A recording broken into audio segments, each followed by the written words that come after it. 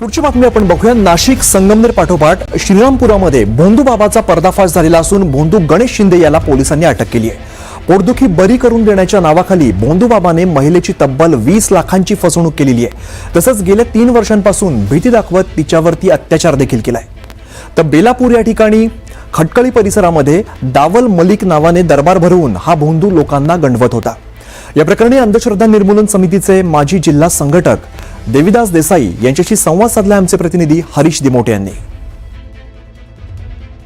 नाशिकमधील भोंदू अशोक खरात गजाड गेल्यानंतर संगमनेर मधला राजेंद्र गडगे याच्यावर देखील गुन्हा झाला आणि आता तसाच जो गुन्हा आहे तो श्रीरामपूर तालुक्यातल्या बेलापूर येथील गणेश शिंदे याच्यावरती दाखल झालेला आहे आणि महिलेवरती अत्याचार आणि आर्थिक लुबाडणुकीचा गुन्हा दाखल झालेला आहे। मी आता त्या दरबारात आहे, त्याच्या आपण जर बघितलं तर दावल मलिक बाबा न्यास या नावानं हा गणेश शिंदे जो आहे हा अनेक वर्षांपासून या ठिकाणी दरबार भरवत होता आणि भक्त या ठिकाणी यायचे, त्यांचे जे आजार असतील किंवा इतर अडचणी असतील या सोडवण्यासाठी त्याच्याकडनं जो आमिष आहे किंवा जे काही दुर्धर आजार बरे करून देतो अशा प्रकारचं तो सांगत असे आणि त्यातून एका महिलेनं आपले पोटदुखी नीट करण्यासाठी त्याच्या आमिषाला ती बळी पडली।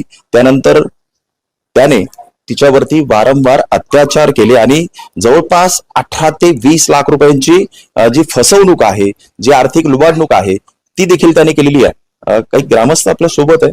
खरं तर हा शिंदे जो आहे हा किती वर्षापासून हा गोरखधंदा करत होता आणि काय गावकऱ्यांचं तुमचं म्हणणं? बरेचसे 7-8 वर्षापासून या ठिकाणी त्यांचं एक विधी चालू होता। दर गुरुवारी इथे दरबार भरायचा आणि दावल मालिक म्हणून या ठिकाणी देवस्थान तयार केलं होतं।